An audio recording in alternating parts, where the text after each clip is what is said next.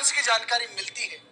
अब वो A B C वाले जो ऑप्शन थे वो ऑप्शन यहाँ पर थे, इसलिए इनकी जानकारी के जो सोर्सेज हैं, इन सोर्सेज के बारे में भी हमें जानकारी रखनी है। सबसे पहले नंबर पे मैं आपको बताऊं तो एक है एहोल अभिलेख। और एहोल अभिलेख जो है एक चालुक्य शासक पुलकेशियन द्वितीय के समय का है, और उनके समय के जो रवि कीर्ति थे, उनके मंत्री रवि कीर्ति के द्वारा ये लिखवाया गया था एहोल अभिलेख। इस एहोल अभिलेख में ही पहली बार जो है गुर्जर जाति का उल्लेख मिलता है। तो गुर्जर जाति या गुर्जर शब्द का सर्वप्रथम उल्लेख जिस अभिलेख में मिलता है वो अभिलेख है आपका पुलकेशियन द्वितीय का एहोल अभिलेख। उसके बाद प्रतिहारों की जानकारी का सबसे महत्वपूर्ण जो अभिलेख है वो है आपकी ग्वालियर प्रशस्ति। साथियों, जिस प्रकार गुप्त काल के इतिहास की जानकारी का सबसे महत्वपूर्ण स्रोत समुद्रगुप्त की प्रयाग प्रशस्ति है, उसी प्रकार गुर्जर प्रतिहार वंश की जानकारी का, इनकी उपलब्धियों का जो सबसे बड़ा स्रोत है वो है आपकी ग्वालियर प्रशस्ति। और ग्वालियर प्रशस्ति लिखवाई किसने थी? ये मिहिर भोज के द्वारा लिखवाई गई थी।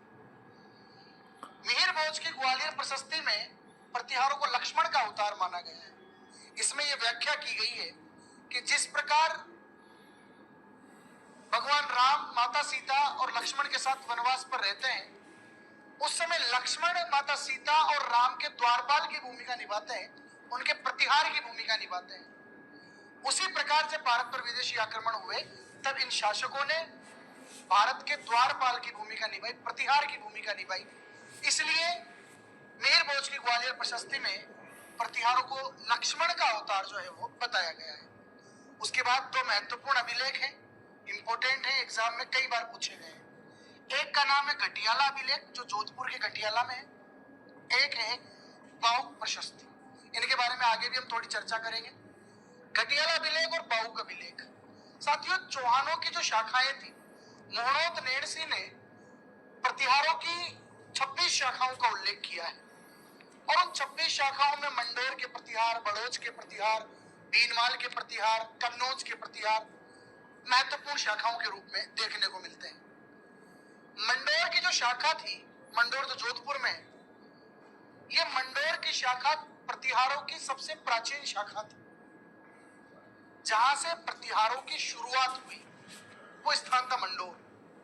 तो मंडोर की शाखा जो थी, मंडोर के जो प्रतिहार थे, मंडोर के प्रतिहारों की जानकारी का सबसे बड़ा जो सोर्सेज है वो घटियाला अभिलेख और बाहुक प्रशस्ति है। ये दोनों एग्जाम में पूछे जाते हैं, दोनों इंपोर्टेंट हैं। इनके बारे में आगे भी हम थोड़ी चर्चा करेंगे। इसके बाद राजस्थान में अलवर जिले की राजगढ़ तहसील में एक गांव पड़ता है राजौरगढ़ गांव। इस राजौरगढ़ गांव से जो शिलालेख मिला है, जो अभिलेख मिला है, इसे राजौरगढ़ अभिलेख या राजौर अभिलेख के नाम से जाना जाता है।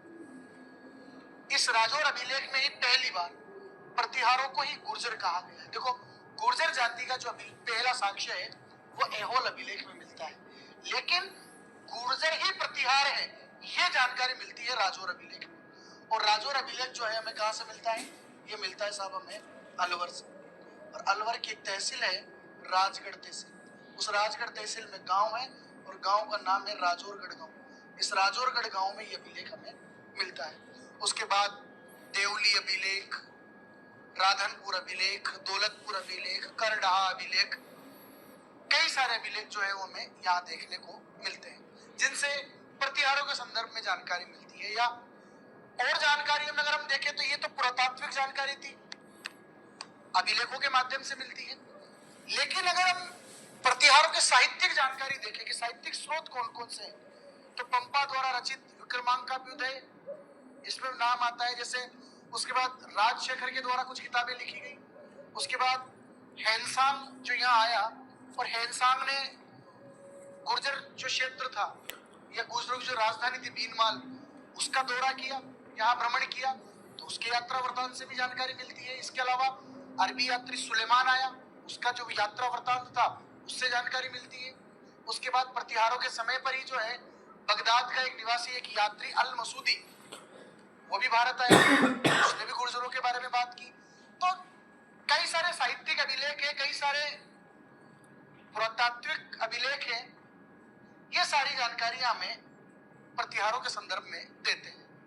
तो ये घटियाल अभिलेख, बाउक अभिलेख, जहां से मंडोर के प्रतिहारों की जानकारी मिलती है, मिहिर भोज की ग्वालियर प्रशस्ति, ऐहोल अभिलेख, राजौरगढ़ अभिलेख, ये सारे इंपोर्टेंट है, इनके बारे में हमें जानकारी रखनी पड़ेगी।